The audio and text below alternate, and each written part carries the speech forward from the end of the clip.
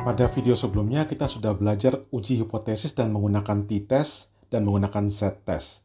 Nah, pada video ini kita akan belajar caranya menggunakan chi-square test untuk melakukan uji hipotesis.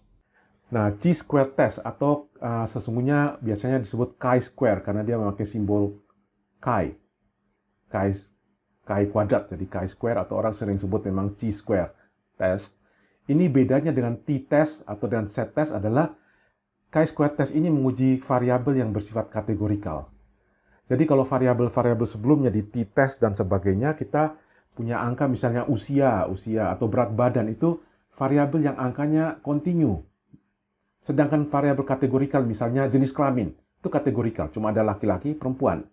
Misalnya bulan kelahiran, Januari, Februari, Maret, April, ya cuma kategori seperti itu, maka kita akan menggunakan chi-square test. Nah, ada dua macam tes chi-square adalah yang pertama menguji apakah dua variabel kategorikal itu saling ada keterkaitan atau tidak. Yang kedua adalah satu variabel kategorikal apakah dia mengikuti suatu pola tertentu atau tidak. Nah, ini akan kita lihat dalam contoh. Ini langkah yang akan kita lakukan. Jadi, langkah pertama adalah kita menghitung chi-square-nya. Chi-square ada C di sini, C-nya adalah degree of freedom. Jadi kalau degree of freedom Anda tahu itu sama dengan N kurang 1. Jadi kalau kita punya kategori N, maka DOF-nya, C-nya ini N kurang 1. Misalnya kategori kita jenis kelamin, berarti 2 saja kan, laki dan perempuan. Berarti N-nya 2, maka DOF-nya 1 atau C-nya 1. Seperti itu. Caranya bagaimana? O ini observasi. Yang ini adalah ekspektasi. Jadi observasi kita dan harapan kita seperti apa? Observasi dikurangi harapan dikuadrat dibagi harapan, dijumlahkan. Itu kita akan dapat angka chi-square-nya. Setelah kita dapat chi-square-nya, kita lihat ke tabel untuk ketemu p-value-nya berapa. Kemudian kita buat keputusan. Kalau p-value-nya itu lebih besar dari alpha, maka H0 diterima. Kalau p-value-nya ini juga p-value, lebih kecil dari alpha, maka H0-nya kita tolak. Seperti itu. Dan kita tentukan alfanya, Anda tahu dari confidence level kita. Biasanya ini angkanya 0,05, artinya kita 95% mau confidence. Jadi kalau kita tentukan alpha sama dengan 0,05, maka kalau kita tolak H0, itu berarti kita 95% confidence bahwa kita memang harus menolak H0. Seperti itu. Kita akan kasih contoh berikut ini. Nah, ini ada orang penjual es krim di satu acara tentu, satu outlet gitu ya. Dia jual 3 jenis es krim, vanilla, coklat, strawberry. Orang yang beli dicatat sama dia dalam satu hari. Ada 47 yang laki-laki, 48 perempuan yang beli vanilla. Ada 15 laki-laki, 32 perempuan yang beli coklat, dan seterusnya. Pertanyaannya, apakah ada kaitan antara jenis kelamin pembeli dengan rasa coklat? Jadi apakah memang cewek lebih senang strawberry misalnya, atau orang laki lebih senang yang coklat dan sebagainya? Apakah ada kaitan atau tidak? Nah, karena ini bersifat kategorikal, maka kita nggak bisa pakai t-test atau z-test. Kita harus pakai chi-square test. Ini kategori kita ada 3. Berarti nanti degree of freedom kita adalah N kurang 1, 3 kurang 1 jadi 2. Sekarang kita akan mulai hitung ini dulu. Saya akan tunjukkan dengan Excel. Oke, jadi ini data saya tadi. Jenis es krim, pembeli laki, pembeli perempuan, ini totalnya. Misalnya saya cuma memperhatikan yang laki saja, gitu ya. Maka di sini lakinya 47, ini 15, yang ini 29. Oke, ini adalah observasi, hasil pengamatan. Hipotesis saya bahwa jenis kelamin tidak berpengaruh terhadap rasa es krimnya. Maka saya beranggapan bahwa harusnya yang beli sama saja, 50% laki, 50% perempuan. Maka ekspektasi saya sini, 50% dari 95 akan beli vanilla, 50% dari 47 akan beli coklat, 50% dari 58 akan beli strawberry. Jadi saya buat begini, sama dengan 0,5 dari, nih. Saya copy ke bawah, maka ini ekspektasi saya. Artinya ekspektasi saya untuk H0 bahwa tidak ada perbedaan. Orang yang beli vanila, coklat, dan stroberi semua 50%. Laki 50%, perempuan 50%. Saya mau buktikan apakah H0 saya bisa diterima atau harus ditolak. Bahwa probabilitas orang beli vanila, coklat, atau stroberi tidak tergantung pada jenis kelamin. Sama-sama 50%. Oke, O sudah ada, E sudah ada. Maka kita hitung O dikurangi E. Berarti O dikurangi E. Saya copy ke bawah. Kemudian karena di rumusnya O kurang E kuadrat. Berarti ada O kurang E. Saya tulis begini saja ya. Maka adalah ini dikuadratkan. Saya copy ke bawah lagi. Kemudian di rumusnya nanti ada O kurang E kuadrat itu kemudian dibagi dengan E. Maka yang ini dibagi E. Saya sudah dapat angka-angka itu. Kemudian ini saya jumlahkan. Jadi sama dengan sum dari ini untuk mendapat nilai chi-square-nya. Maka chi-square saya 3,079. Jadi saya dapat di sini chi-square saya 3,079. Langkah berikutnya adalah saya pergi ke tabel untuk cari berapa P untuk chi-square seperti itu. Ini tabel kita. Ingat kita punya degree of freedom 2, karena es krim kita ada 3 macam, berarti N kurang 1 jadi 2, berarti kita lihat yang baris yang ini. Kemudian tadi kita punya chi-square 3,079. Kita cari angka di sini 3,079 di mana? Ada di sekitar sini ya. Di sekitar sini. Kita tidak tahu persis berapa. Jadi 3,079 antara 0,01 sampai 0,25. Jadi kita tidak tahu pastinya, tapi P value kita ada di antara 0,1 sampai 0,25. Seperti itu.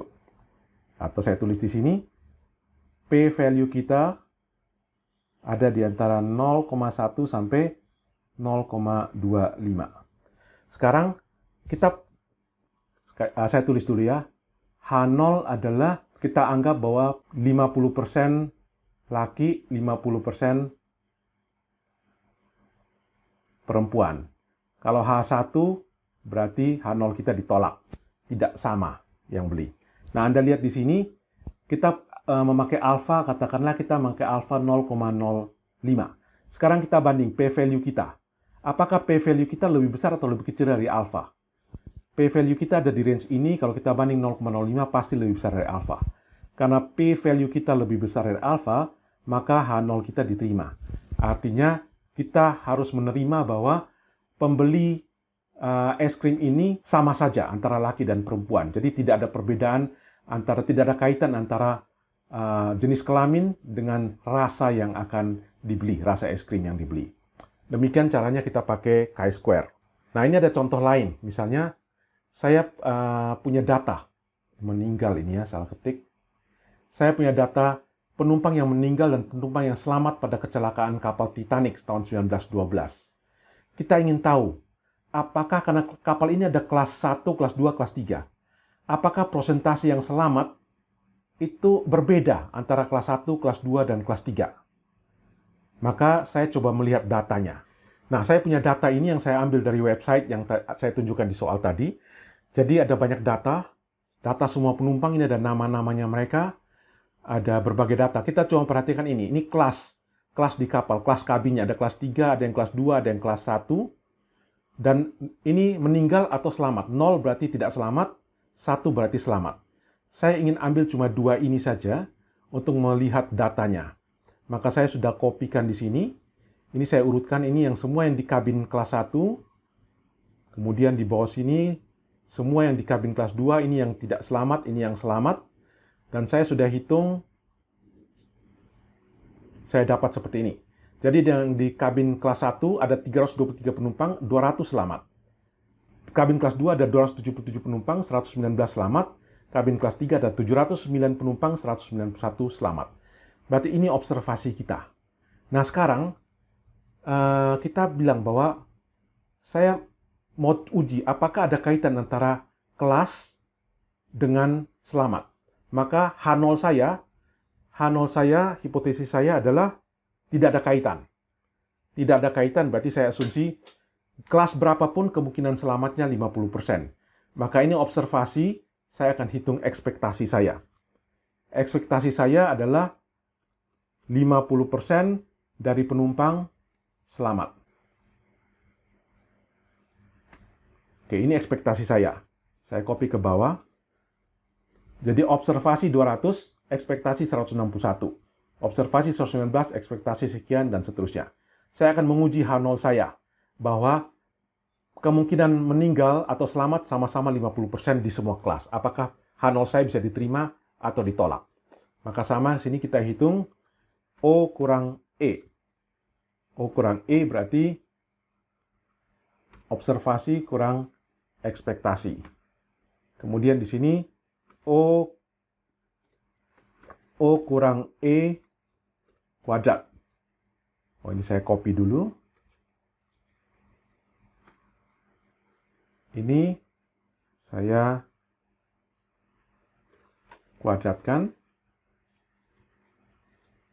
Kemudian O kurang E kuadrat dibagi E. Maka sama dengan yang ini saya bagi dengan E.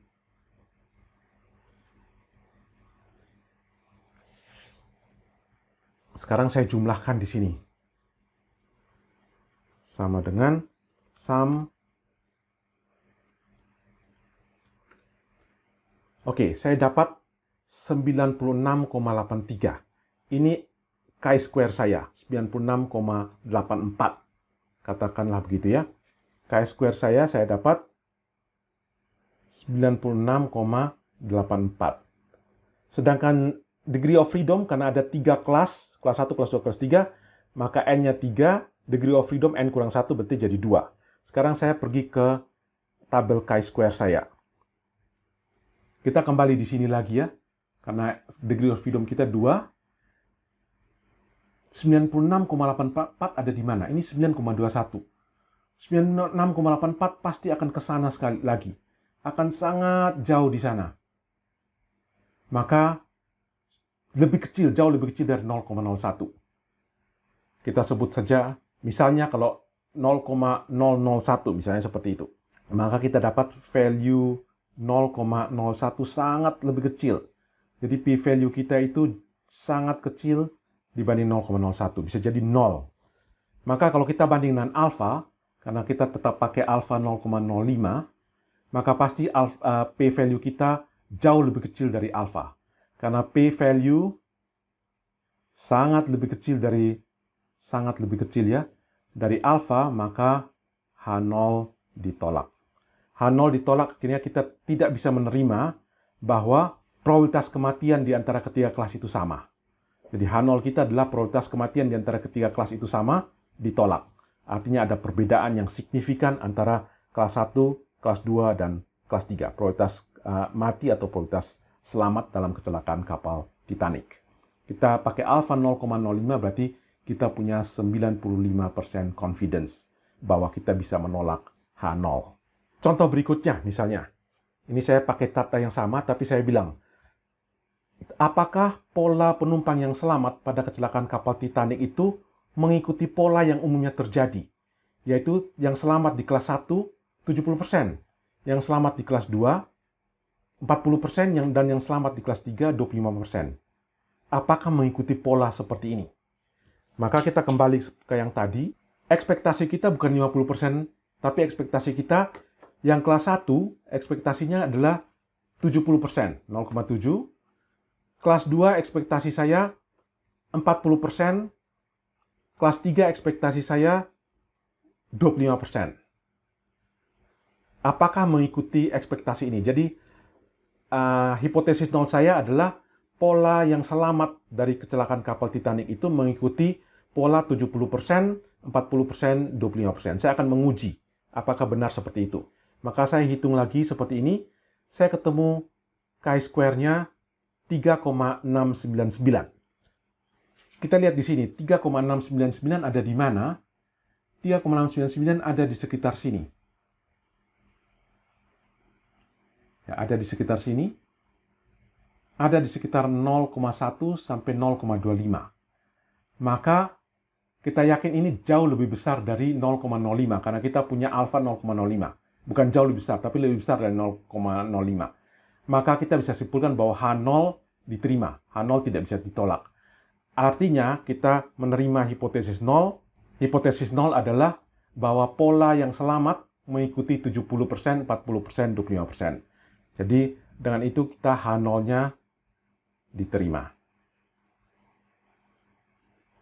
Nah, mungkin Anda bertanya, saya di tabel ini, saya sulit dapat p-value-nya berapa ya?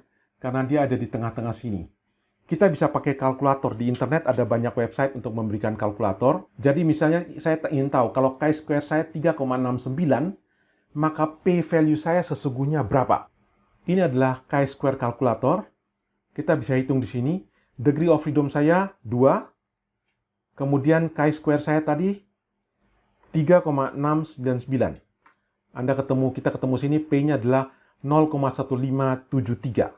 Jadi kalau kita lihat ada di sini, antara 0,1 sampai 0,25, sesungguhnya adalah 0,1573. Jadi P-value kita kalau kita pakai kalkulator di website 0,1573. Ini kalau kita bandingkan dengan alfa kita 0,05, maka P-value kita lebih besar dari alfa. Karena P lebih besar dari alfa, maka H0 diterima. Nah, saya ingin tunjukkan juga bagaimana caranya kita menghitung dengan fungsi di Excel. Jadi sesungguhnya kita bisa hitung dengan fungsi di Excel. Caranya kita pakai perintah chi-test. Kemudian actual range atau observasi, ini observasi kita, koma, ekspektasi kita yang ini. Maka kita ketemu ini p-value kita, 0,1573, sama dengan yang kita peroleh dari kalkulator tadi, 0,1573. Jadi kalau p-value kita 0,1573, maka kita bandingkan dengan alfa, p lebih besar dari alfa, maka H0 diterima. Atau dengan kata lain, kita harus menerima bahwa pola yang selamat mengikuti pola 70% kelas 1, 40% kelas 2, 25% kelas 3. Demikianlah caranya kita menggunakan chi-square test atau chi-square test untuk melakukan uji hipotesis untuk variabel yang bersifat kategorikal.